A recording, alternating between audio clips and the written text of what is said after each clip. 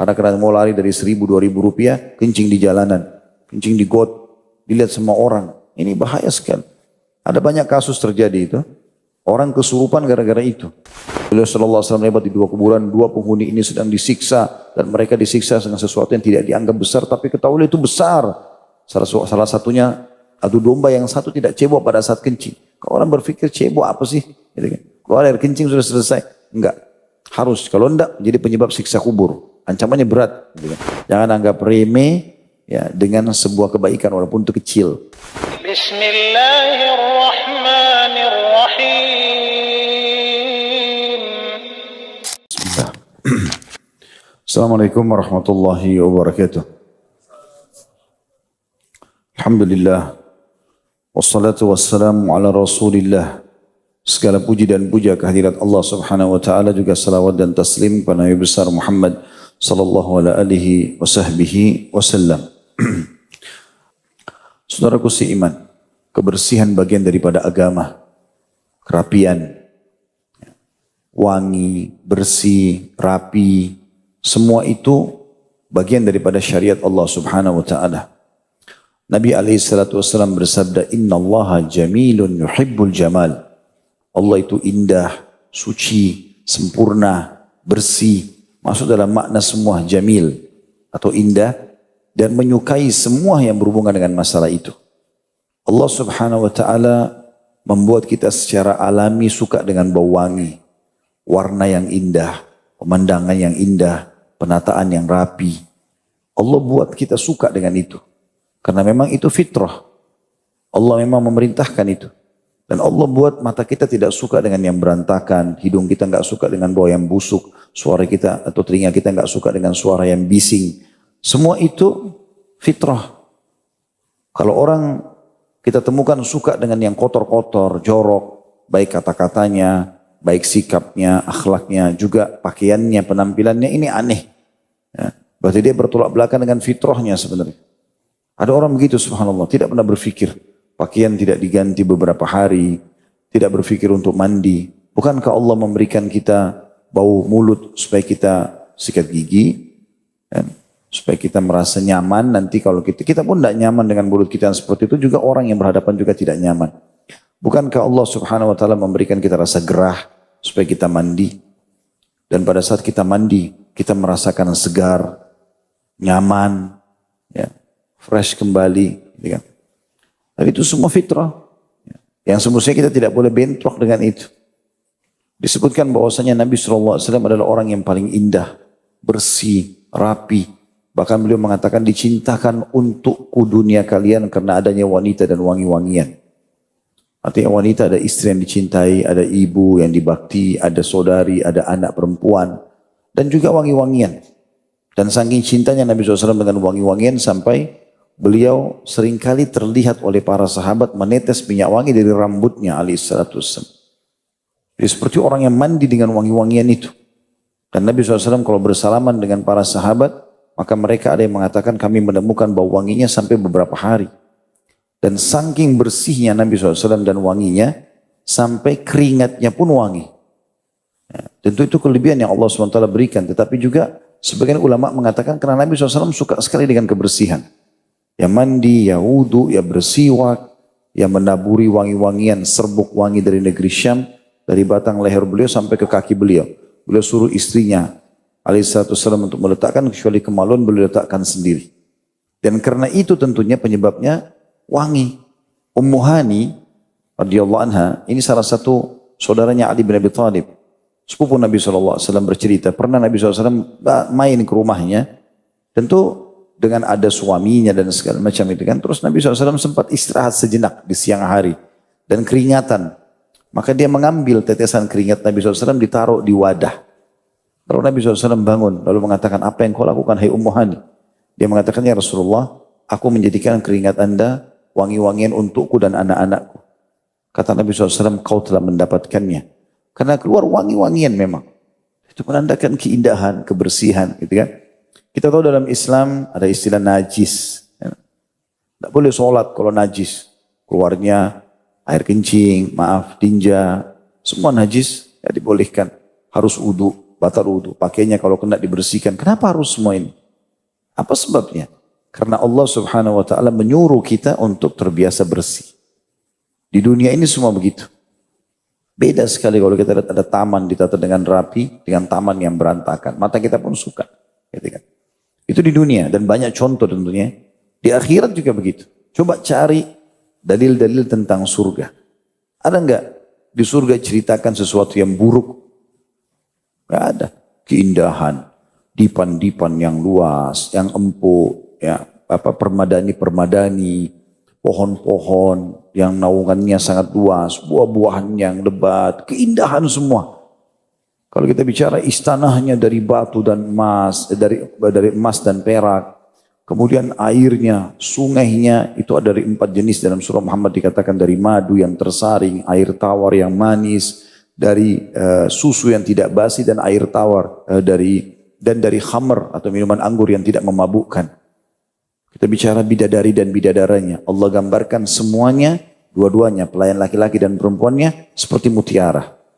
Kalau laki-lakinya Allah mengatakan wildanun mukhalladun itu lu'lu'an manthura. Lu'lu'an manthura seperti mutiara atau batu permata yang disebarkan. Mutiara kalau baru diambil dari tempurungnya atau sudah dibersihkan, mengkilat, lalu diambil beberapa banyak, lalu ditaburin di lantai, kena pantulan cahaya, indah sekali. Allah gambarkan pelayan laki-lakinya seperti itu. Kemudian pelayan perempuannya juga begitu. Allah SWT gambarkan itu. Lu'lu'am maknun. Seperti mutiara yang tersimpan bersih. Jadi suka dengan mutiara, keindahan. Sampai Nabi SAW menggambarkan tentang bidadari surga itu luar biasa. Bagaimana seorang mukmin akan melihat ke pipihnya dan bisa menjadikannya sebagai cermin. Gitu kan. Bagaimana ahli surga itu setiap hari Kamis atau hari Jumat mereka mendatangi sebuah pasar kaum laki-lakinya, lalu Allah tiupkan angin yang membuat mereka bertambah tampan dan bersih. Kemudian mereka pulang ke istananya, lalu para istri mereka mengatakan, sungguh kalian lebih tampan dari sebelumnya. Lalu mereka pun berkata, ya para suami, kalian pun lebih cantik dari sebelumnya. Terus saja kecantikan, keindahan, kerapian, kebersihan, semuanya digambarkan. Apa makna semua ini teman-teman sekalian? Berarti kita sebagai seorang muslim harus bersih, harus rapi. Bahkan Nabi SAW mengatakan 5 fitrah harus dijaga setiap muslim. Potong kuku, ya, cukur bulu kemaluan, cukur bulu ketiak, khitan, dan mencukur kumis bagi laki-laki. Semua ini hal yang baik sekali.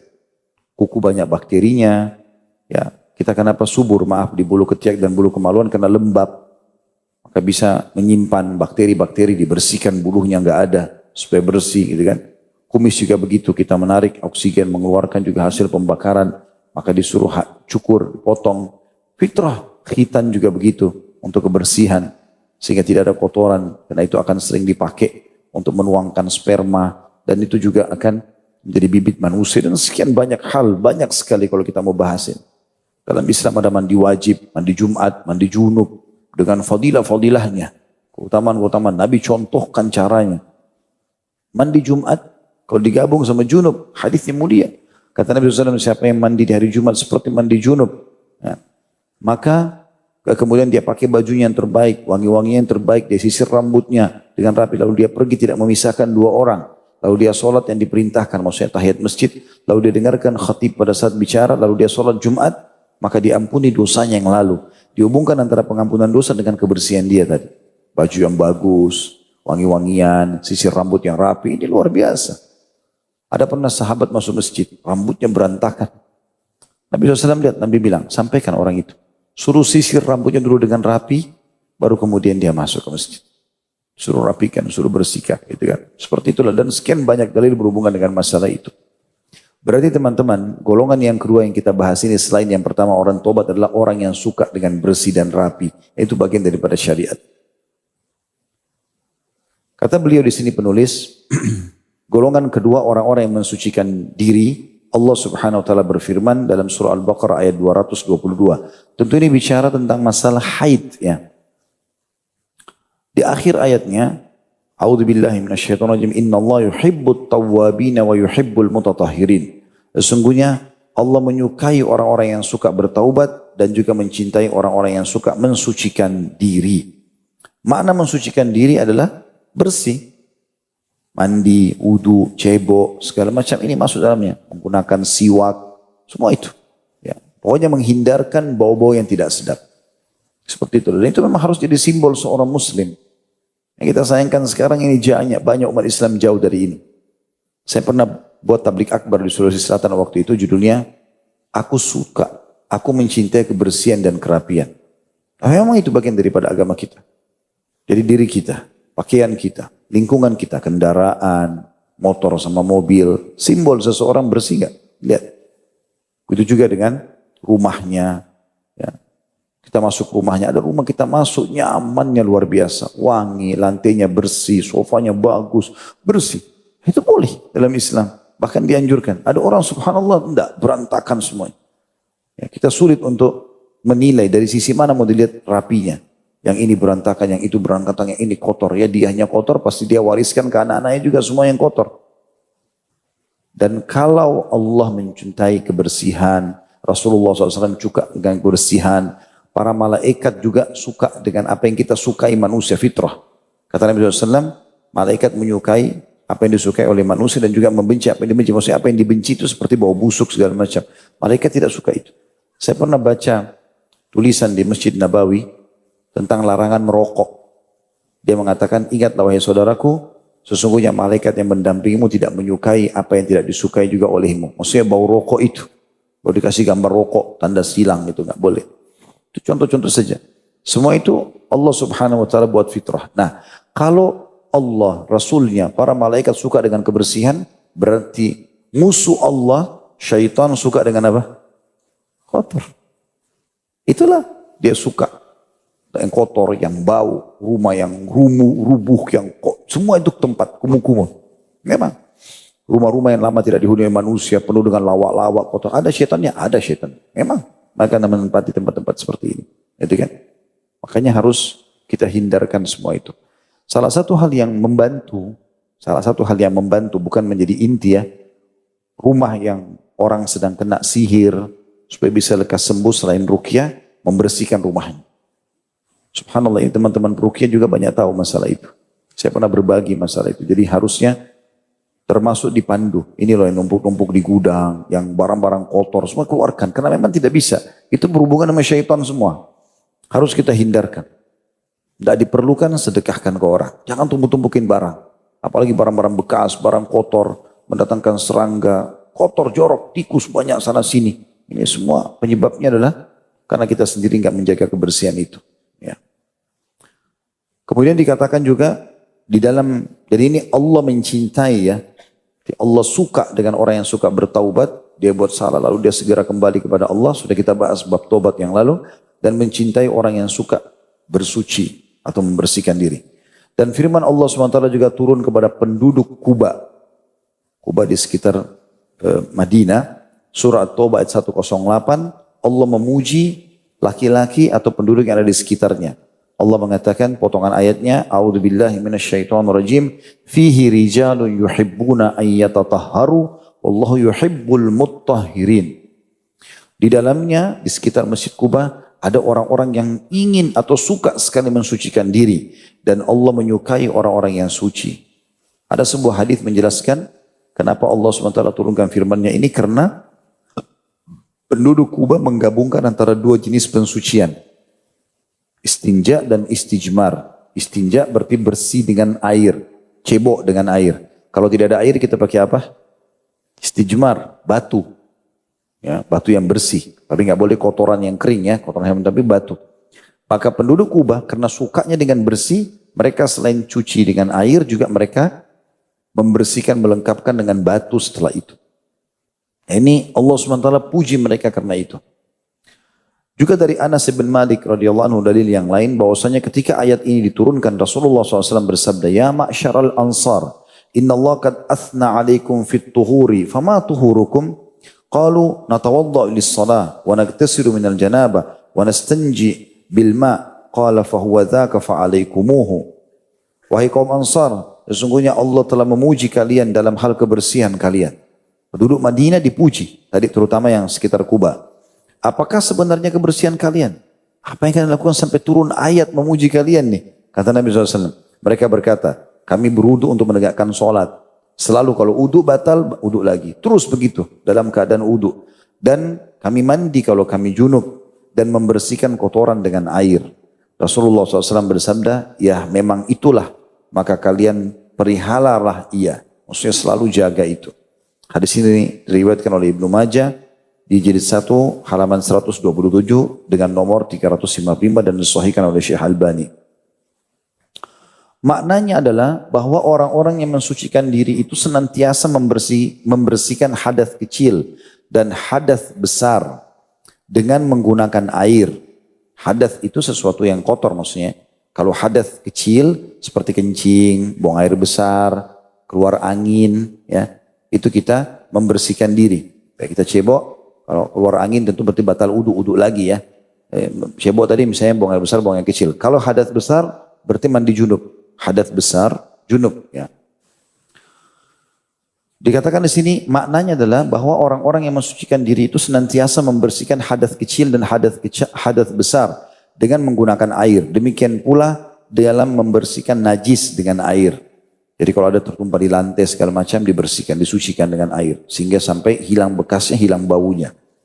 Allah telah memerintahkan yang demikian dalam firman-Nya dalam surah Al-Maidah ayat 6.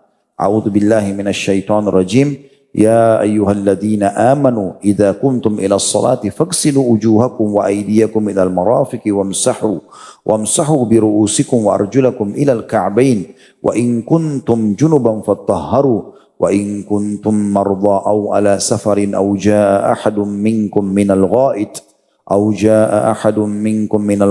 aw lamastumun nisaa falam tajidu ma'an fatayammamu sa'idan tayyiban famsahu bi wujuhikum wa aydikum minhu ma yuridullahu liyaj'ala 'alaikum min harajin walakin yuridu liyutahhirakum wa liyutimma ni'matahu 'alaikum la'allakum tashkurun. Hai orang-orang beriman, apabila kamu hendak mengerjakan sholat, maka basuhlah mukamu dan tanganmu sampai dengan siku. Saya wudu ini ya. Dan usaplah atau sapulah kepalamu, lalu basuh kakimu sampai kedua mata kaki.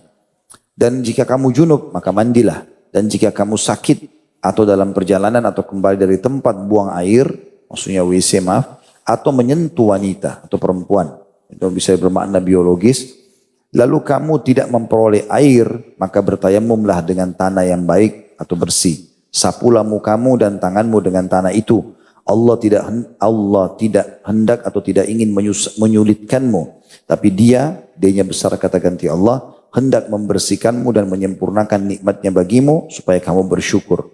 Alhamdulillah. Firman Allah, auja ahadum minkum minal ghaid, atau kembali dari tempat buang air besar, adalah istilah untuk buang hajat. Ini adalah urusan yang adab-adabnya terdapat dalam Islam. Sampai seorang Yahudi tertegun-tegun karenanya. Maka dia berkata kepada Salman Al-Farisi, "Qad 'allamakum nabiyyukum sallallahu alaihi wasallam kulla syai'in hatta al-khira'ah."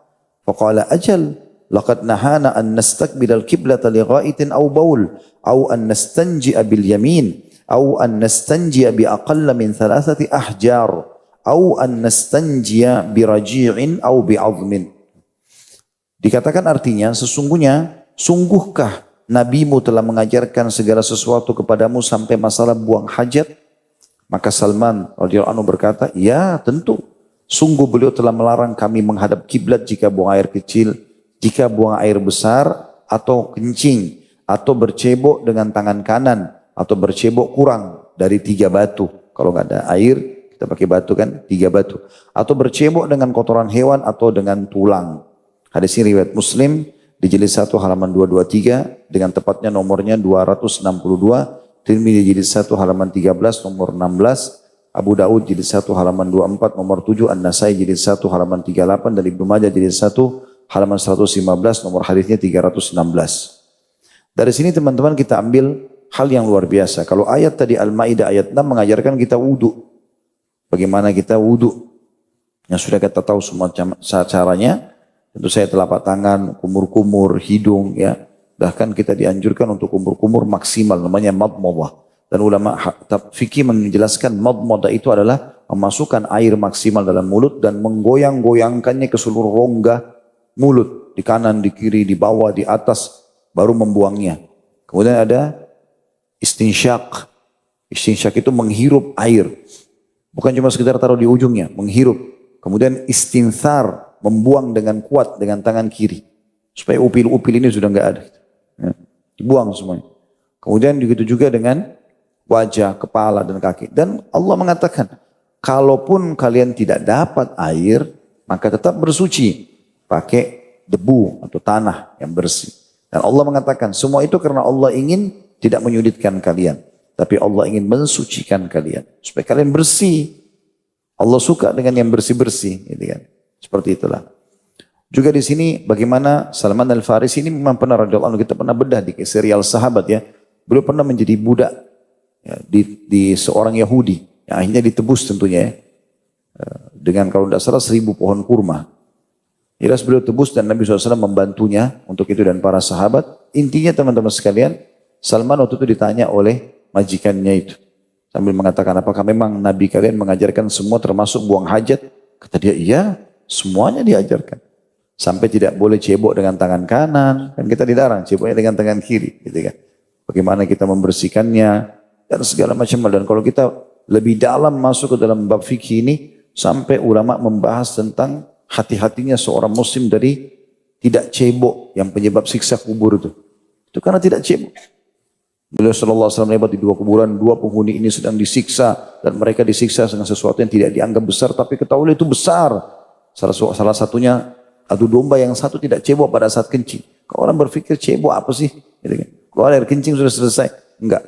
Harus kalau enggak jadi penyebab siksa kubur. Ancamannya berat, gitu kan. Salatnya enggak diterima dan seterusnya. Nah, ini menandakan luar biasa bagaimana perhatian Islam dalam masalah-masalah seperti ini.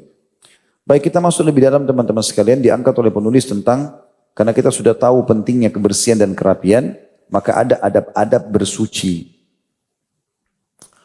Disebutkan di sini, adab yang pertama dalam bersuci adalah dianjurkan bagi orang yang akan memasuki kamar mandi, kamar kecil, atau dalam kurung WC untuk membaca doa. Membaca bismillah, Allahumma inni a'udzubika minal khubuthi wal khaba'ith.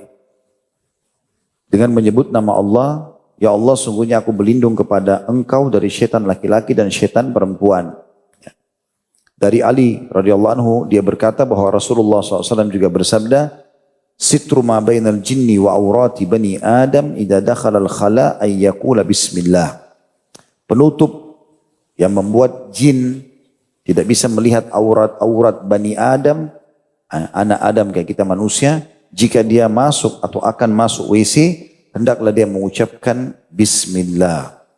Dan ini keduanya tentu diambil dari riwayat Tirmidzi, jilid 2 halaman 59, nomor 606, dan Ibnu Majah jilid 1 halaman 109 di nomor 297, dan Syekh Albani sebutkan dalam Sahih Tirmidzi nomor 606. Juga dari Anas radhiyallahu anhu masih di poin pertama ini ya. Dia berkata bahwa Rasulullah SAW bersabda apabila Rasulullah SAW apabila memasuki WC, beliau mengucapkan Allahumma inni a'udzubika minal khubuthi wal khaba'ith. Ya Allah, aku berlindung kepada engkau dari syaitan laki-laki dan syaitan perempuan. Hadis ini riwayat Bukhari jilid 1 halaman 242 nomor 142, Muslim jilid 1 halaman 283 nomor 375, Abu Daud jilid 1 halaman 21 nomor 4, Ibnu Majah jilid 1 halaman 109 nomor hadis 298, Tirmidzi jilid 1 halaman 7 nomor 6, dan An-Nasai jilid 1 halaman 20. Di sini teman-teman sekalian menandakan memang karena kamar mandi, WC secara tepatnya, bukan kamar mandi ya, WC, tempat buang air besar, buang air kecil, berarti kita sedang membuang kotoran. Maaf, tinja dan kencing ya. Nah, ini disukai oleh syaitan. Subhanallah, mereka suka yang buruk-buruk seperti itu. Yang bau busuk, yang kotor, yang jorok, itu disukai sama syaitan. Maka supaya kita pada saat itu tidak ikut-ikutan dengan sifat-sifat syaitan yang suka dengan kotoran itu, maka kita dianjurkan berlindung sama mereka sebelum masuk. Sehingga kita tetap dalam fitrah kita tidak suka dengan kotoran itu. Ada orang subhanallah aneh gitu. Dia suka dengan begitu-begitu. Suka dengan bau-bau yang tidak sedap gitu kan. Bahkan ada yang pernah saya lihat foto cuplikan buat restoran, piringnya dari tempat buang air besar. Wa na'udzubillah. Ini aneh betul. Dan orang bangga datang makan di sana. La haula wa la quwata illa billah. Ini sudah Mati selera atau apa ya gitu. Aneh bener gitu. Sangat aneh, itu kan melawan fitrah. Gitu kan. Terus itu dihidangkan bakso lagi. Kan aneh bener gitu. Ya, itu fitrah, tidak boleh. Salah satu makna doa ini adalah syaitan suka dengan kotoran-kotoran itu. Ya Allah, kami berlindung supaya jangan kami digoda sama syaitan itu. Masalah satu maknanya. Makna yang lain, karena orang di dalam WC sering lalai, kita kan tidak bisa berzikir di kloset, tidak bisa baca Quran, kan dilarang. Maka pada saat itu syaitan kesempatan menguasai kita. Karena syaitan akan kewalahan kalau kita lagi baca Quran, kita lagi di majelis ilmu begini. Godaannya ada tapi tidak berat. Beda dengan kalau kita lagi kosong, jadi zikrullah. Kapan kita maksiat teman-teman? Pada saat kita jauh dari Allah. Lagi duduk di sofa, pegang remote TV, nonton. Nah, itu kita lagi lalai. Kita kan tidak mungkin sambil nonton film India terus zikrullah, kan tidak mungkin. Pasti orang lagi mengkhayal, bayangkan itu, lihat ini, lihat auratnya orang, renungi lagunya dan segala macam. Dikuasai sama syaitan. Nah kita kalau baca doa ini sebelum masuk kamar mandi, syaitan nggak bisa menguasain kita. Dari situ Allah sudah tameng. Makna hadis ini juga hijab atau satr ya, penutup. Artinya mereka tidak bisa lihat aurat kita. Kalau kita baca ini, syaitan tidak bisa mengetahui kalau kita ada di dalam situ atau tidak ada. Kuasa Allah SWT. Kita tidak tahu bagaimana. Tapi itu dengan hikmah Allah SWT. Jadi jangan lupa baca doa ini. Pendek gitu kan. Sebelum masuk baca. Begitu juga pada saat keluar kita baca gufranak atau membaca seperti di poin nomor 2. Dikatakan jika keluar dianjurkan mengucapkan gufranak atau ya Allah aku memohon ampunanmu. Dari Aisyah radhiyallahu anha dia berkata bahwa Rasulullah SAW apabila keluar dari kamar mandi atau WC, beliau mengucapkan ya Allah aku memohon ampunanmu atau gufranak. Hadis sahih diriwayatkan Abu Dawud jilid 1 halaman 52, nomor 30 Tirmidzi jilid 1 halaman 7, nomor 7 dan Ibnu Majah jilid 1 halaman 110, nomor hadisnya 300. Ini saya pernah jelaskan itu ya, saya pernah sampaikan, saya pernah hadiri majelisnya Profesor Dr. Abdul Razak di Madinah. Saya pas habis sholat subuh, pas hadir di majelisnya beliau, kebetulan beliau lagi bahas hadis ini. Dan saya pun baru mengetahui pada saat itu, subhanallah, beliau mengatakan di antara hikmah kenapa kita membaca gufranak pada saat keluar kamar mandi? Karena ada pendapat sebagian ulama mengatakan karena ada jeda di mana kita tidak mengingat Allah pada saat itu. Maka itu sudah cukup dianggap sebuah kelalaian. Maka kita mohon pengampunan. Salah satu maknanya itu. Yang ketiga adabnya dianjurkan juga jika masuk kamar kecil mendahulukan kaki kiri dan mendahulukan kaki kanan apabila keluar darinya. Karena pendahuluan dengan sebelah kanan adalah untuk urusan yang mulia, sedangkan mendahulukan sebelah kiri adalah untuk urusan yang tidak mulia. Dan yang menunjukkan hal ini telah ada secara global. Ya. Maksudnya adalah ini perintah agama dalam syariat Allah Subhanahu Wa Taala. Yang sudah masyhur, masuk kaki kiri keluar kaki kanan. Kalau masjid terbalik, masuk kanan keluar kiri. Ya. Ini jangan dianggap remeh ya. Hanya dengan melangkah kaki saja ini sudah mengikuti perintah Allah Subhanahu Wa Taala. Jangan pernah anggap remeh. Kata Nabi SAW, la tahkiranna minal ma'rufi syai'a. Jangan anggap remeh ya, dengan sebuah kebaikan walaupun itu kecil. Dalam sebuah hadis yang sahih lain, kata Nabi SAW, aku diperlihatkan dari umatku. Dari kita, umat Islam. Ya. Allah, maksudnya nanti dia masuk surga. Ada seseorang yang dia menikmati surganya hanya karena dia pernah memindahkan duri atau sesuatu yang berbahaya dari jalanan. Perbuatan yang orang anggap remeh. Ada batu, ada kayu, mampir sebentar, pinggirkan, membahayakan orang lain gitu. Allah ampuni dosa-dosa dengan itu. Allah masukkan ke dalam surga. Yang keempat, adabnya jika di tempat yang luas, dianjurkan untuk menjauh agar tidak dapat terlihat. Dari Jabir radhiyallahu anhu dia berkata, kharajna ma'a Rasulillah sallallahu alaihi wasallam fi safarin wa kana Rasulullah sallallahu alaihi wasallam la ya'til baraza hatta yataghayyaba fala yura. Suatu ketika kami keluar bepergian bersama Rasulullah SAW dan beliau SAW tidak membuang hajat besar sampai menjauh sehingga tidak dapat terlihat. Hadits ini diriwayatkan oleh Ibnu Majah di halaman 335 ya. Dan juga Abu Dawud jilid 1 halaman 18-19 nomor 2. Hadits ini tentunya memberikan gambaran kalau orang ada di tempat umum ya. Dan memang di zaman Nabi SAW dan di generasi-generasi yang datang setelahnya kayak tabi'in, sahabat tabi'in ini semua memang mereka belum mengenal WC dalam rumah. Jadi mereka kalau mau buang hajat, mohon maaf ini harus ke padang pasir. Jauh. Tapi hadits ini tetap berlaku tentunya bagi orang yang lagi dalam perjalanan gitu kan. Karena ada orang subhanallah bukan lagi di tempat perjalanan jauh. Di tengah kota kadang-kadang. Dia bukannya mampir ke minimarket, supermarket, izin masuk. Atau mungkin bayar WC umum. Kadang-kadang mau lari dari 1.000-2.000 rupiah, kencing di jalanan. Kencing di got. Dilihat semua orang. Ini bahaya sekali. Ada banyak kasus terjadi itu. Orang kesurupan gara-gara itu. Dia kencing sembarangan. Buang air di tempat lapangan yang kosong tanpa baca bismillah dan seterusnya. Akhirnya ini didatangi oleh syaitan. Masuk ke badannya. Yang kelima, dianjurkan agar tidak mengangkat pakaiannya terlebih dahulu sehingga dekat dengan tempat buang air. Dari Ibnu Umar radhiyallahu anhu dikatakan anna Nabi SAW kana idza arada hajatan fala yarfa'u thawbahu hatta yadnuwa minal ard. Bahwasanya Nabi SAW apabila ingin membuang hajat, beliau tidak mengangkat pakaiannya sehingga dekat dengan tempatnya.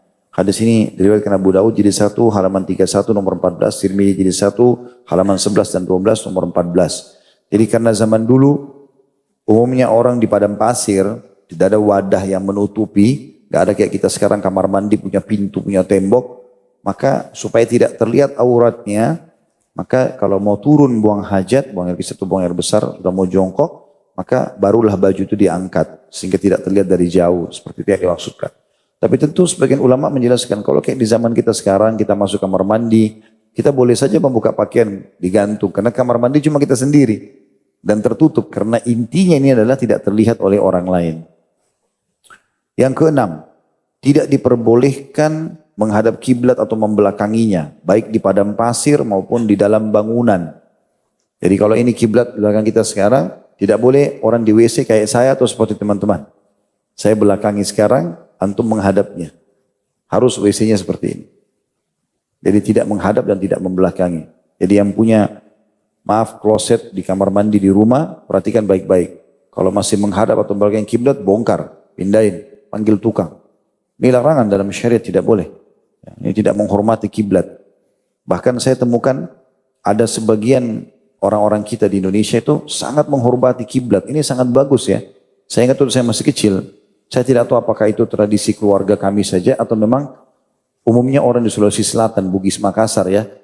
Kami dulu, saya waktu masih kecil kalau datang duduk di depan orang-orang terus kemudian saya ngelonjorin kaki hadap kiblat, pasti saya dilarang sama nenek saya. Nggak boleh. Hanya untuk menghormati kiblat. Ngelonjorin kaki aja ke kiblat dilarang gitu. Mereka untuk menjaga kehormatan. Ya Allah alam apakah itu memang ada hubungannya dengan memang dilarang membelakangi dan juga menghadap kiblat pada saat buang air besar, buang air kecil untuk menghormatinya ya. Seperti itulah. Yang jelas dari Abu Ayyub dalilnya, radhiyallahu anhu, dia berkata bahwa Rasulullah SAW bersabda, "Idza ataitumul ghaid fala tastaqbilul qiblata bigha'id wala baul, walakin syarriku aw gharribu." Faqadimna Syam wa wajadna marahidha kad buniyat qibalal qiblati fakunna nanharifu anha wa nastaghfirullah. Apabila kalian mendatangi tempat buang hajat, janganlah menghadap kiblat, baik buang hajat maupun kencing atau buang air kecil. Akan tetapi menghadaplah ke timur atau ke barat. Lalu suatu saat kami datang ke Syam. Syam itu Palestina, Jordania, Lebanon dan Syria. 4 negara sekarang digabung dengan istilah, dulu namanya Syam, sekarang 4 negara yang terpisah. Dan kami mendapatkan tempat-tempat air di sana atau buang air di sana telah dibangun menghadap ke arah kiblat. Maka kami memiringkan arah dan kami memohon ampun kepada Allah. Hadis ini riwayat Bukhari, jilid 1 halaman 498, nomor 394. Dan Muslim jilid 1 halaman 224 nomor 264 dan Tirmidzi jilid 1 halaman 8 nomor 8, Abu Daud jilid 1 halaman 27 nomor 9, An-Nasai jilid 1 halaman 21 dan 22. Jadi para sahabat mereka menggambarkan kalau mereka waktu pergi ke negeri Syam mereka temukan sudah terlanjur, kayak misalnya kita sekarang nginap di hotel, penginapan gitu kan. Kita nggak mungkin rombak hotelnya orang. Maka apa yang dilakukan? Para sahabat memberikan gambaran kepada kita. Maka kami yang mengubah arah kami. Jadi misalnya klosetnya begini, ya dia duduknya miring, berbeda arah. Dia yang mengalihkan. Itu yang dibahasakan oleh para sahabat. Maka kami memiringkan arah. Karena nggak mungkin bongkar kloset orang. Apalagi yang punya non-muslim. Kalau yang punya muslim kita berikan masukan. Saya berapa kali, pernah saya makan di satu restoran. Mampir sama keluarga. Kebetulan dekat rumah juga. Saya masuk ke WC-nya, saya tidak sengaja subhanallah perhatikan, oh kiblat ke sana nih. Karena saya pernah sholat di sebelah situ ada masjidnya. Dan itu dipasang sama dia. Saya langsung tanya, pemiliknya siapa si fulan? Saya telepon. Akhi, saya lihat WC-nya begini-begini. Kebetulan dia kenal saya. Gitu. Oh ya, makasih Ustaz. Ya, ini harus antum segera ubah. Karena ini orang kan bolak-balik masuk dari konsumen yang ada di situ ya. Ya semoga Allah berikan hidayah karena saya datang yang kedua kali masih begitu juga gitu. Ya. Entah apa dia lupa atau enggak, tapi ini termasuk hal yang harus diperhatikan gitu kan. Karena orang tidak mau rugi atau tidak ada waktu, padahal ini bagian dari syariat dan jangan dianggap remeh tentunya. Kemudian yang ketujuh, itu pun para sahabat mengatakan kami memiringkan arah, tidak pas membelakangi dan menghadap kiblat, tapi tetap kami mohon ampun, walaupun kami ngiringin, takutnya dosa. Artinya lebih baik bongkar, pindahin kalau punya kita sendiri. Seperti itulah. Ini juga tentu diingatkan para pengurus masjid yang mengatur menata. Ya, itu penting sekali untuk diperhatikan. Yang ketujuh, diharamkan buang air di jalan umum atau di tempat terteduh atau tempat berteduh. Di bawah pohon, sering orang mampir-mampir nongkrong situ. Biasa kan gitu, kita mampir satu tempat baunya luar biasa gitu. Orang buang air kecil, orang buang air besar sembarangan di situ. Itu tidak boleh. Dilarang, itu bahkan kata beliau di sini poin nomor 7 diharamkan, dosa. Dari Abu Hurairah radhiyallahu anhu bahwasanya Rasulullah SAW bersabda, ini hadisnya ya, ancamannya ini sudah pernah kita bahas di kajian dosa-dosa besar. Ini bukan cuma dosa kecil, bagian dari dosa besar. Buang air besar sembarangan di jalan umum sehingga mengganggu pemandangan orang, jalan orang segala macam dan juga di tempat berteduh. Kata Nabi SAW, ittaqul la'inaini. Qalu wa man la'inani ya Rasulullah. Qala alladhi yatakhalla fi tariqin nasi au dhillihim. Berhati-hatilah terhadap dua hal yang dilaknat, diangkat berkah hidupnya, gitu kan. Para sahabat bertanya, apa yang dimaksud dengan dua hal yang dilaknat itu wahai utusan Allah? Wahai Rasulullah, kata Nabi SAW, orang yang buang air di jalan-jalan manusia dan tempat bernaung mereka. Hadis ini diriwayatkan oleh Imam Muslim jilid 1 halaman 226, nomor 269, Abu Daud jilid 1 halaman 47 dan juga nomornya 25. Jadi ini bisa bermakna, tentu ada dua maknanya. Makna yang pertama adalah dilaknat perbuatan itu oleh Allah, Allah tidak suka sehingga orang yang melakukan dapat dosa hukuman laknat. Atau bisa makna yang lain adalah manusia akan melaknatnya. Saya mendoakan keburukan. Gitu kan? Saya orang mampir di halte bus atau orang mampir di mana tempat bernaung lagi hujan di bawah pohon, baunya nggak sedap. Maka bisa saja orang-orang yang mampir itu mendoakan keburukan. Dia kena laknatnya manusia. Itu bisa maknanya. Yang kedelapan, dimakruhkan kencing di tempat mandi. Ini termasuk adabnya. Disebutkan dalam dalilnya dari Humaid Al-Himyari. Ia berkata rahimahullah, ini seorang tabi'in, lakitu rajulan sahiban Nabiya sallallahu alaihi wasallam kama sahibahu Abu Hurairah. Qal, naha Rasulullah sallallahu alaihi wasallam an yamtashita ahaduna kulla yawmin aw yabula fi mugtasalihi. Aku pernah bertemu seseorang yang pernah bersama Nabi SAW sebagaimana Abu Hurairah menyertainya. Ia berkata, Rasulullah SAW melarang salah seorang di antara kami menyisir rambutnya tiap hari atau kencing di tempat mandinya. Hadis ini hadis sahih diriwayatkan oleh Abu Daud jilid 1 halaman 50, nomor 28 dan An-Nasai jilid 1 halaman 130. Saksi bahasan kita adalah Nabi SAW melarang kencing di tempat mandi. Ya, mungkin yang dimaksud sini tempat mandi tentu dibahas oleh para ulama ya. Tempat mandi di zaman dulu itu memang dipisah sama WC. Dipisah sama WC. Sehingga anjurannya WC saja. Buang air kecil, buang air besar di WC. Nggak ada di kamar mandinya gitu kan. Kalau zaman sekarang karena WC sama kamar mandi, showernya digabung, maka kalau kita buang air besar, buang air kecil di klosetnya, maka itu tidak ada masalah. Tidak kena larangan gitu kan. Atau kita memang buang air kecil, dalam arti kata memang dia bisa mengalir dengan air. Ya kita lagi mandi, maaf, terus buang air kecil itu tidak ada masalah, karena terbuang semuanya. Gitu kan. Yang dimaksud sini adalah sengaja membiarkan di situ sehingga orang lain kalau mau menggunakan tempat mandi itu terganggu. Gitu kan. Dan tentu juga zaman dulu tempat pembuangan itu tidak seperti sekarang, mungkin lebih tertata dan segala macam. Maka itu sebab-sebab daripada larangan tadi. Yang kesembilan, haram kencing di air yang diam atau tidak mengalir. Karena akan merusak air itu. Dari kesucian menjadi najis. Ya. Dari Jabir radhiyallahu anhu bahwasanya Rasulullah SAW bersabda, annahu naha ayyubala fil ma'il rakid. Bahwasanya beliau melarang kencing di air yang diam tidak mengalir. Hadis ini riwayat Muslim, jilid 1 halaman 235, nomor hadisnya 281 dan An-Nasai jilid 1 halaman 34. Yang ke-10, diperbolehkan kencing dengan berdiri, namun posisi duduk lebih utama. Jadi kalau kencing berdiri bukan dosa, tapi lebih utama kalau duduk. Laki-laki atau perempuan sama. Tentu banyak hikmahnya, diantaranya supaya pakainya tidak kena najis ya, tidak kena percikan-percikan itu. Hadisnya adalah dari Hudzaifah radhiyallahu anhu, dia berkata, kuntu ma'an Nabi sallallahu alaihi wasallam fantaha ila subatati qaumin fabala qa'iman fatanahaitu faqal udnu fadanautu hatta kumtu inda aqibaihi fatawadda'a famasaha ala khuffaihi. Suatu saat aku bersama Nabi SAW, beliau menuju tempat buang air suatu kaum, lalu kencing dengan posisi berdiri. Kemudian aku menjauh, beliau pun bersabda, mendekatlah. Kemudian aku mendekat sehingga aku berdiri di sampingnya. Lalu beliau berwudu dan mengusap kedua khufnya atau sepatu kulitnya. Hadis ini riwayat Bukhari jilid 1 halaman 329, nomor 222, Imam Muslim jilid 1 halaman 228, nomor hadisnya 273, Tirmidzi jilid 1 halaman 11 nomor 13, An-Nasai jilid 1 nomor 9 atau halaman 19, Abu Daud jilid 1 halaman 44 sampai 46, nomor 23 dan Ibnu Majah jilid 1 halaman 111 nomornya 305. Hadis ini memberikan gambaran kepada kita tentang bolehnya kencing berdiri. Walaupun banyak dalil yang menjelaskan lebih afdal orang duduk, baik laki-laki ataupun perempuan ya. Tapi dalil ini menjelaskan masalah itu.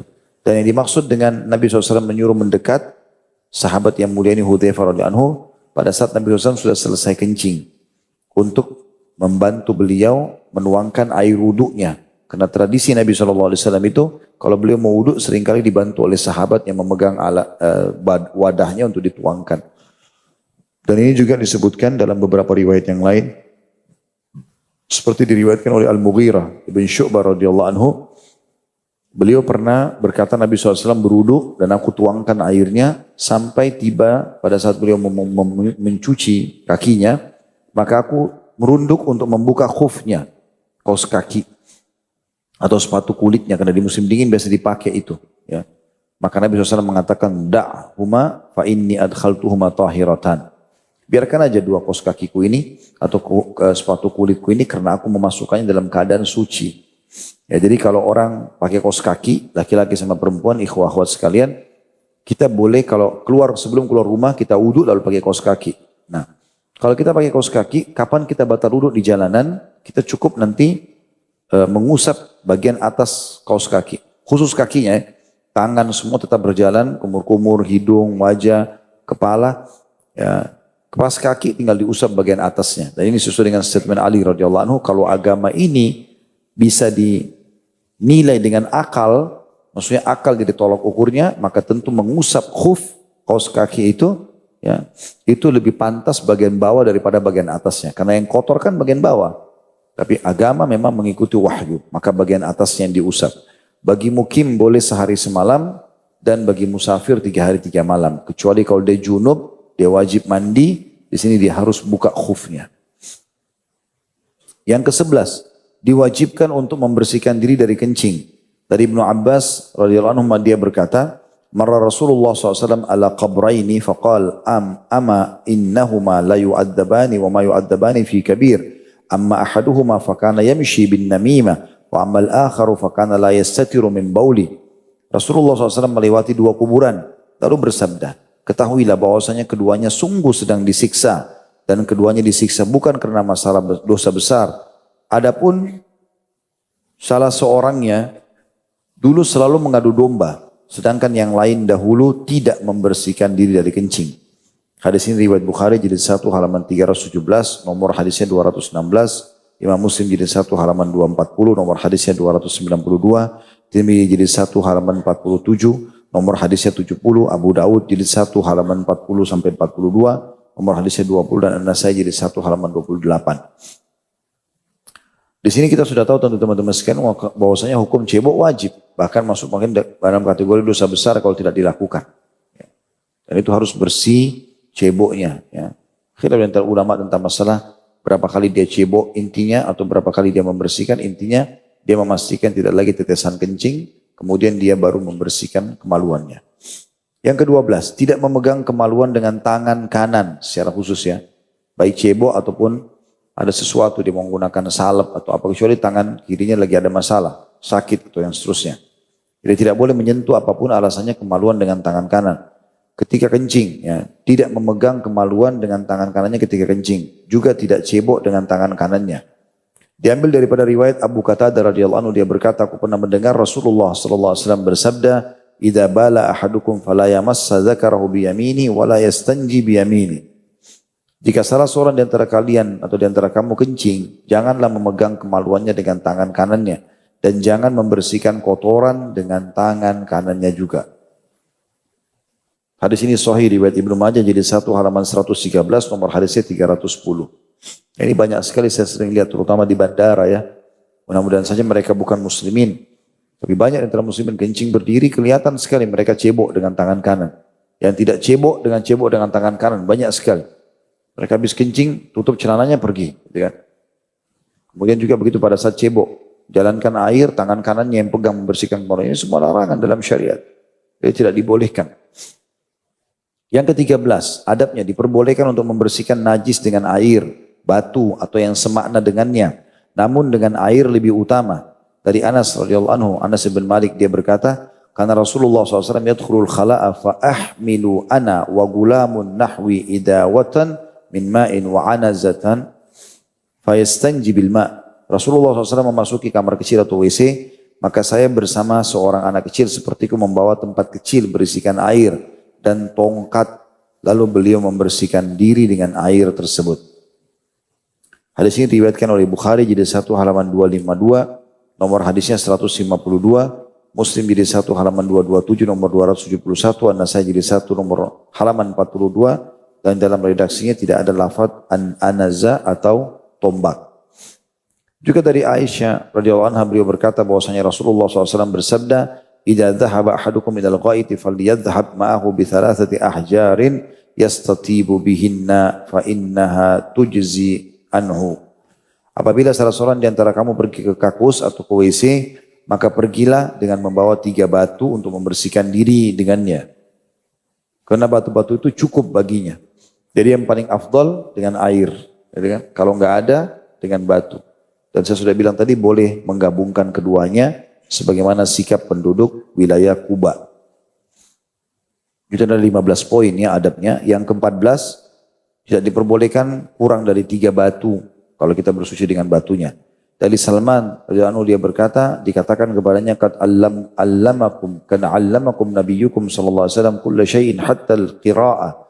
Faqala ajal laqad nahana an nastaqbila al-qiblata li ghaitin aw baul aw an nastanjiya bil yamin aw an nastanjiya bi aqalla min 3 ahjar aw an nastanjiya bi raji'in aw bi admin. Sungguhkah Nabimu telah mengajarkan segala sesuatu kepadamu sampai urusan buang hajat? Salman berkata, iya tentu. Sungguh beliau telah melarang kami menghadap kiblat ketika buang hajat besar, buang air kecil atau kencing dan membersihkan kotoran dengan tangan kanan atau membersihkan kotoran kurang dengan atau dari 3 batu atau membersihkan kotoran dengan kotoran hewan ataupun tulang. Yang sudah kita sebutkan takhrijnya ya. Atau kita sudah keluarkan hadisnya tadi. Tinggal yang terakhir adabnya di poin nomor 15 tentang masalah ini. Tidak diperbolehkan membersihkan najis dengan tulang atau kotoran hewan. Jadi usahakan batu, murni batu. Dari Jabir radhiyallahu anhu dia berkata, "Naha Rasulullah sallallahu alaihi wasallam ayyumassaha bi 'azmin aw bi ba'rin." Rasulullah SAW melarang membersihkan kotoran dengan tulang atau dengan kotoran kering. Hadis ini diriwayatkan oleh Imam Muslim, jilid 1 halaman 224 nomor 262, Abu Daud jilid 1 halaman 60 sampai 61, nomor hadisnya 38. Jadi termasuk nggak boleh itu kalau kita temukan ada kotoran hewan yang sudah kering. Ya, itu tidak dibolehkan karena biasanya agak mendekati dengan batu. Ya, bentuknya karena keras dan segala macam, tapi tetap tidak boleh digunakan untuk bersuci. Di sini ada sifat wudu. Kata beliau, wudu merupakan salah satu syarat dari syarat-syarat solat. Allah Ta'ala telah memerintahkan agar berwudu dalam firman-Nya surah Al-Maidah ayat 6. A'udzu billahi minasyaitonir rajim. Ya ayyuhalladzina amanu idza qumtum ila sholati faghsilu wujuhakum wa aydiyakum minal marafiqi famsahu bi ru'usikum wa arjulakum ilal ka'bain. Hai orang yang beriman, apabila kamu hendak mengerjakan salat, maka basuhlah mukamu dan tanganmu sampai ke siku. Dan sapulah kepalamu dan basuh juga kakimu sampai dengan kedua mata kaki. Dari Ibnu Umar radhiyallahu anhu dia berkata, saya telah mendengarkan Rasulullah SAW bersabda, la tuqbalu salatun bighairi tuhur. Tidak, salat tidak akan diterima tanpa bersuci. Maksudnya bersih dari kotoran tadi, cebok kalau mau misalnya mau kecil, kemudian juga berwudu. Dan hadis ini, hadis sahih riwayat Muslim, jadi 1 halaman 204, nomor hadisnya 224, dan Tirmidzi jadi 1 halaman 2, nomor 1. Syarat sahnya wudu, supaya wudu Anda diterima, dan akhirnya sholat juga diterima, dan ini bagian daripada kesucian, ada 4. Yang pertama niat, sesuai dengan sabda Nabi SAW, innamal a'malu binniyat, sesungguhnya semua amal itu dihitung dengan niatnya. Hadis riwayat Bukhari, jadi 1 halaman 9 nomor 1. Juga disebutkan Muslim jadi 3 halaman 1515 nomor 1907, Abu Dawud jilid 6 halaman 284 nomor hadisnya 2187, Tirmidzi jilid 3 halaman 100 nomor hadisnya 1698, An-Nasai jilid 1 halaman 58 sampai 60 dan Ibnu Majah jilid 2 halaman 1413 nomornya 4227. Kemudian yang kedua, membaca bismillah pada saat akan memulai wudu itu. Bismillah. Sesuai dengan sabda Nabi SAW, la salata liman la wudu'alah, wa la wudu'a liman lam yadhkur ismallahi alaih. Tidak sah salat seseorang yang tidak berwudu, dan tidak sah wudu seseorang yang tidak menyebutkan nama Allah padanya. Hadis ini Hasan riwayatkan di Ibnu Majah, jadi 1 halaman 140, nomornya 399, Abu Dawud jilid 1 halaman 174 175 nomornya 101. Jadi kita baca bismillah ya. Yang ketiga, di sini ada 3 syaratnya. Adalah berurutan. Jadi telapak tangan dulu, mulut baru hidung, kemudian wajah, kemudian telapak tangan sampai siku, kemudian kepala baru kaki. Sesuai dengan hadis Khalid dari sebagian sahabat Nabi SAW, Nabi SAW ra'a rajulan yusalli wa fi dhahri qadamihi lum'atun qadrud dirham lam yusibhal ma'u fa'amarahu Nabi SAW an yu'id al-wudu'a fa'as-salah.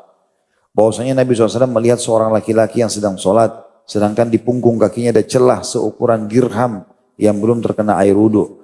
Maka Nabi SAW memerintahkannya agar mengulangi wudu dan sholatnya. Hadis ini riwayat Abu Dawud jadi 1 halaman 296 dan 297 dan nomor hadisnya 173. Ini perlu diperhatikan ya. Saya pernah temukan ada seseorang ikhwah pernah sholat bersama kami di musola dekat kantor. Mungkin dia buru-buru kali ya, karena memang sholat sudah selesai.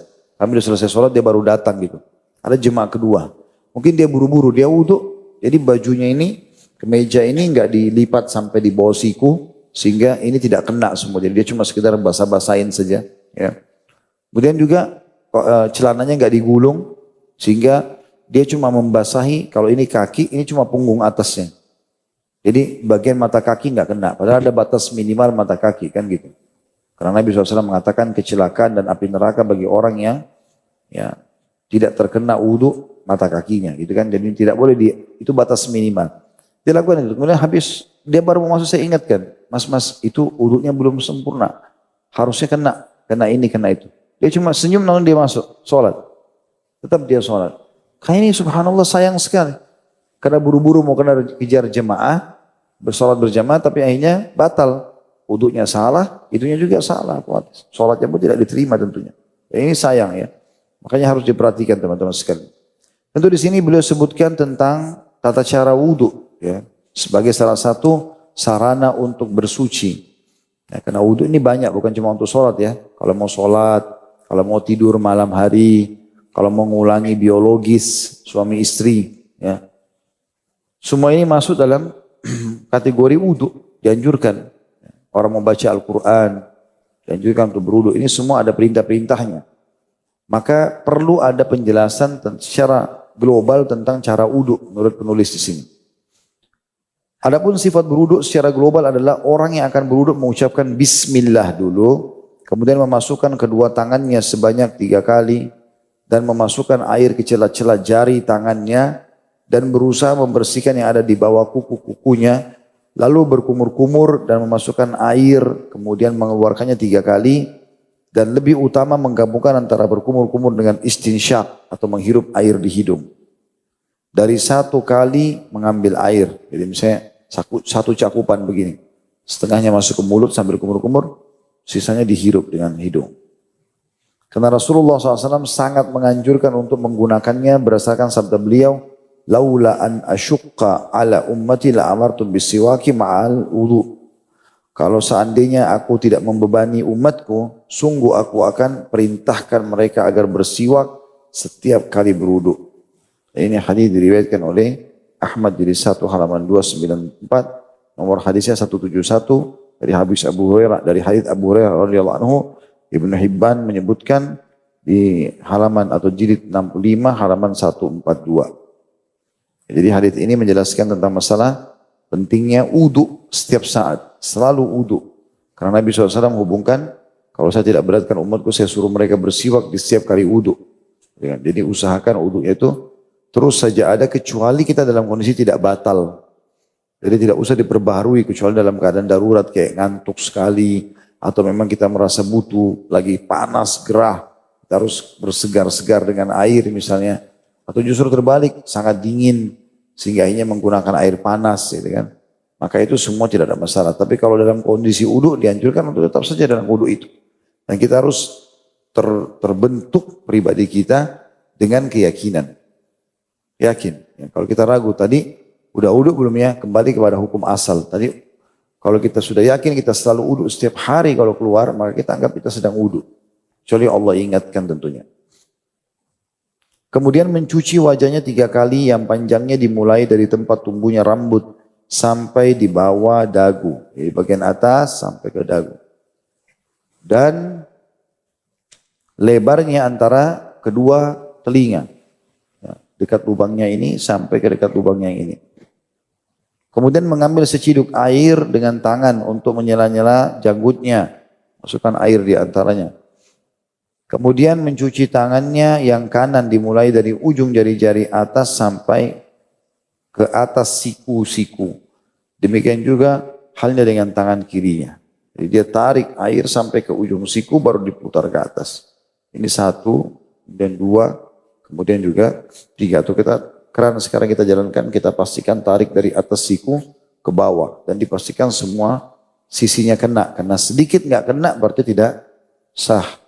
Dan itu berpengaruh kepada sah atau tidaknya sholatnya. Ya. Imam Syafi'i berkata rahimahullah, tidak cukup jika hanya mencuci kedua tangannya saja. Kecuali dengan dicuci antara ujung-ujung jari sampai siku-siku. Dan tidak cukup mencuci bagian atas dan bawahnya serta ujung-ujung jari sehingga sempurna dengan mencucinya. Karena bila ada yang ditinggal walaupun sedikit, maka tidak sempurna wudu itu.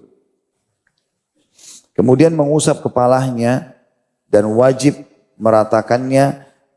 Kemudian mengusap kedua telinganya bersamaan dengan mengusap kepalanya 1 kali. Air dimasukkan di awal kepala, ditarik ke belakang, ditarik lagi ke depan, kemudian jari telunjuk masuk ke dalam lubang kuping dan ibu jari memutar di belakang daun kuping. Ya, seperti orang lagi memijat. Kemudian mengusap kepalanya dan wajib meratakannya. Kemudian mengusap kedua telinganya bersamaan dengan mengusap kepalanya 1 kali saja. Lalu mencuci kedua kakinya dimulai dari ujung-ujung jari kaki bagian atas sampai kedua mata kaki. Dan menyela-nyela celah-celah jarinya dengan air. Jadi antara jari sama jari ini penting supaya masuk semua air. Antara jari tangan sama jari kaki juga begitu. Karena apabila ia sudah mengenakan kaos kaki atau khuf dan mengenakannya dalam keadaan suci dari hadas, maka hendaklah ia mengusap bagian atas khuf atau kaos kakinya. Jika sudah selesai, maka hendaklah ia membaca doa yang masyhur ya. dua kalimat syahadat kalau kita sudah selesai wudu. Sebagaimana hadis Umar dan bahwasanya Nabi SAW atau Rasulullah SAW bersabda, "Man tawadda fa ahsana al-wudu'a thumma qala asyhadu an la ilaha illallah wahdahu la syarika lahu wa asyhadu anna Muhammadan abduhu wa rasuluh. Allahumma ij'alni minat tawwabin wa ij'alni minal mutatahhirin. Futihat lahu thamaniyatu abwabil jannati yadkhulu min ayyiha sya'." Barang siapa yang berwudu dan memperbagus wudunya, dia nikmati gerakan-gerakannya, kemudian mengucapkan, "Aku bersaksi bahwasanya tidak ada Tuhan yang berhak disembah kecuali Allah dan tidak ada sekutu baginya. Dan aku bersaksi bahwasanya Muhammad adalah hamba dan utusannya. Ya Allah, jadikanlah aku termasuk orang-orang yang bertaubat dan jadikanlah juga aku termasuk orang-orang yang mensucikan diri. Maka pasti 8 pintu surga akan dibukakan baginya. Dia bebas masuk dari mana saja yang dia kehendaki." Hadis ini diriwayatkan oleh Imam Muslim jilid 1 halaman 209, nomor hadisnya 234, Abu Dawud jilid 1 halaman 287 sampai 289, nomor hadisnya 168, dan Tirmidzi jilid 1 halaman 38 nomor 55, dan juga redaksinya dari beliau dan An-Nasai jilid 1 halaman 92 sampai 93. Jadi ini termasuk doa mulia ya, bagaimana seseorang itu berusaha untuk membaca syahadat setelah dia wudu. Ini juga ada anjuran agar memperbanyak pahala dengan cara kalau batal wudu, wudu lagi. Sehingga dapat lagi keutamaan doa itu. Terus saja. Asyhadu an la ilaha illallah wahdahu la syarika lahu wa asyhadu anna Muhammadan abduhu wa rasuluh. Ya, ini ada Allahumma ij'alni minat tawwabin wa ij'alni minal mutatahhirin. Kita baca supaya terbuka 8 pintu surga, boleh kita pilih yang mana kita masuk. Ya. Dan itu pada saat itu mintalah, ya Allah, berikan saya surga Firdaus dan seterusnya. Allahu a'lam. Setelah kita bahas tadi hadis mengucapkan 2 kalimat syahadat setelah wudu dan kita ikuti dengan Allahumma ja'alni minat tawwabin wa ja'alni minal mutatahhirin, yang berarti dibukakan pintu surga padanya, jadi dia bisa minta surga mana yang mau. Misalnya dia minta surga Firdaus, sebagaimana Nabi SAW mengatakan kalau kalian meminta surga, mintalah surga Firdaus, ya. Karena dia termasuk tempat pertengahan dan juga tertingginya surga, ya. Dan tentu di sini doa mulia selain syahadat, dan ini menandakan bahwasanya kita harus selalu memperbaharui syahadat kita, ya. Baik itu setelah wudu ataupun kita memperbaharuinya setiap sholat. Tahiyat kita selalu mengulangi asyhadu an la ilaha illallah wa asyhadu anna Muhammadar Rasulullah. Ya, semoga saja ini bisa memperbaharui keislaman kita pada saat memang ada hal-hal yang tidak kita sadari, ya, bisa membatalkan keislaman itu, ya. Kemudian, ya Allah, jadikanlah kami orang yang suka bertaubat. Ini sejalan dengan makna ayat Al-Quran tadi yang pertama kita bahas. Bahwasanya Allah menyukai orang-orang yang taubat dan menyukai orang-orang yang suka bersuci. Untuk meraih cinta Allah Subhanahu wa taala kita membacain, ya Allah, jadikanlah aku orang yang selalu bertaubat dan juga orang yang suka bersuci. Di dalam riwayat yang lain dari Abu Sa'id Al-Khudri radhiyallahu anhu, beliau berkata bahwasanya Rasulullah SAW bersabda, "Man tawadda'a faqal subhanakallahumma wa bihamdik asyhadu an la ilaha illa ant astaghfiruka wa atubu ilaik kutiba fi riqqin thumma tubi'a bi tabi'in fala yukassaru ila yaumil qiyamah." Barang siapa yang berwudu lalu dia mengucapkan tadi subhanakallahumma bihamdik, ini mirip dengan doa kafaratul majlis, ya. Doa kafaratul majlis sebenarnya. Maha suci engkau ya Allah, aku mensucikanmu dan juga memujimu. Asyhadu an la ilaha illa anta, aku bersaksi tiada Tuhan yang berhak disembah kecuali engkau. Astaghfiruka wa atubu ilaik, aku bermohon ampun kepadamu dan bertaubat. Maka akan dituliskan, ya, baginya, ya, di dalam lembaran, kemudian diberi cap dengan satu cap yang tidak akan dikoyakkan sampai hari kiamat. Hadis ini sahih, disebutkan oleh Al-Hakim jilid 1 halaman 564 dan juga disebutkan dalam At-Targhib. At-Targhib di nomor atau di halaman 225. Di sini maknanya adalah Allah akan berikan dia pahala yang tidak akan pernah berkurang hanya dengan mengucapkan doa ini. Berarti kita memang selain kafaratul majlis dibaca kalau mau berdiri, juga pada saat selepas wudu. Bagi orang yang sudah berwudu dianjurkan untuk melakukan sholat 2 rakaat yang biasa kita kenal dengan sholat sunnah wudu. Dari Abu Hurairah radhiyallahu anhu bahwasanya ia berkata, Rasulullah SAW bersabda kepada Bilal pada waktu sholat subuh, "Ya Bilal, hadithni bi arjah amalin amiltahu indaka fil islami manfa'atan fa inni sami'tu lailata khasfan 'alaika baina yadayya fil jannah. Qala Bilal ma amiltu amalan fil islami arja' indi manfa'atan min anni la atatahharu tuhuran tamman fi sa'atin min lail wala nahar illa sallaitu bidzalika at-tuhuri ma kataballahu li an usalliya. Wahai Bilal, katakanlah, kata Nabi SAW kepadaku, suatu amalan yang telah kau kerjakan dalam Islam yang lebih banyak engkau harapkan manfaatnya bagimu. Karena tadi malam aku mendengar suara kedua sandalmu di hadapanku dalam surga. Maksudnya bisa Isra dan Mi'raj. Ya. Bilal lalu menjawab, tidaklah aku berbuat satu amalan dalam Islam yang lebih banyak aku harapkan manfaatnya daripada amalanku yang mana tidaklah aku bersuci, berwudu dengan sempurna. Baik di waktu malam maupun di waktu siang, melainkan dengan bersuci itu aku menegakkan solat yang telah ditakdirkan Allah bagiku untuk melakukan solat.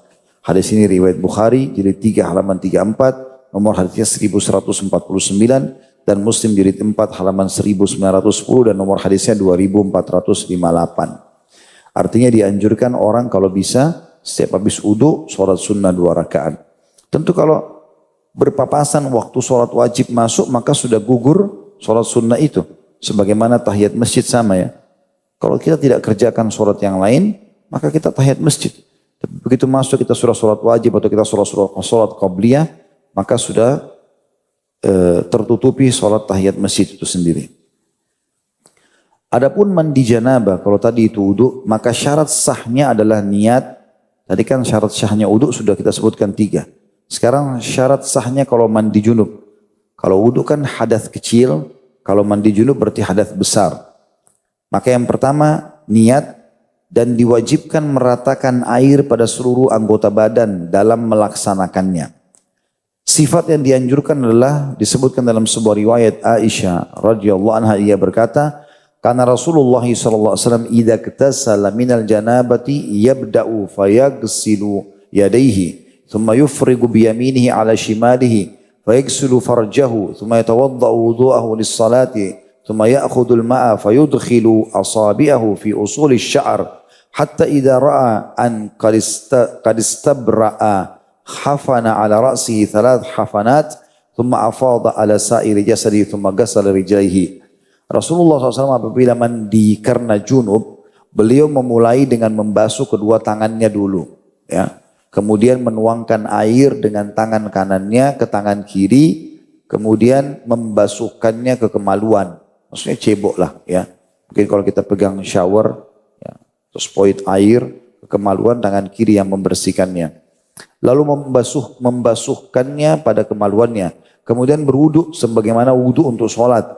Kemudian mengambil air lalu memasukkan jari-jari sampai ke pangkar rambut. Hingga ambil air lalu dimasukkan di pangkar rambutnya. Hingga apabila beliau melihat guyuran air telah rata ke seluruh tubuh, ya maksudnya dia sudah taruh di air, sudah terasa, maka beliau meletakkan guyuran air. Maka beliau mengambil air dengan tangannya dan dituangkan di atas kepalanya sebanyak 3 kali, kemudian meratakan air ke seluruh badannya, kemudian membasuh kedua kakinya. Hadisnya riwayat Muslim, jilid 1 halaman 253 dan nomor hadisnya 316. Dalam masalah mandi janabah kata beliau, perempuan juga sama seperti laki-laki dan ia tidak diharuskan untuk melepas tali rambutnya kalau dalam mandi janabah. Namun dalam mandi haid diharuskan untuk membuka tali ikat rambutnya. Maksudnya kalau dia lagi kuncir, ya, dia lagi ikat. Kalau mandi junub cukup dibasahkan saja. Kalau mandi junub iya. Kalau mandi haid harus dibuka semuanya dan dibasahkan. Beranjak daripada riwayat Aisyah radhiyallahu anha, ia berkata, Anna Asma sa'alatin Nabi sallallahu alaihi wasallam an ghuslil mahid. Faqala ta'khudhu ihdakunna ma'aha wa sidrataha fatatahharu fatuhsinu at-tuhur. Thumma tasubbu ala ra'siha fatadlukuhu dalkan shadidan hatta tablugha syu'unu ra'siha. Thumma tasubbu 'alaiha al-ma'. Thumma ta'khudhu firsatan mumassakatan fatatahhar biha. Faqalat Asma wa kaifa tatahhara biha? Qala subhanallah tatahharina biha. Faqalat Aisyah ka'annaha tukhfi dhalik tatabba'ina athar ad-dam wa sa'altuhu Wa sa'alathu an ghusl janabah wa qala ta'khudhu ma'an fatatahharu fatuhsinu tuhur au tublighul tuhur thumma tasubbu ala ra'siha fatadluquhu hatta tablugha syu'ul ra'siha thumma tufidu 'alaiha al-ma' faqalat Aisyah ni'man nisa'i nisa'ul ansar lam yakun yamna'unna al-haya'u an yatafaqqahna fid din.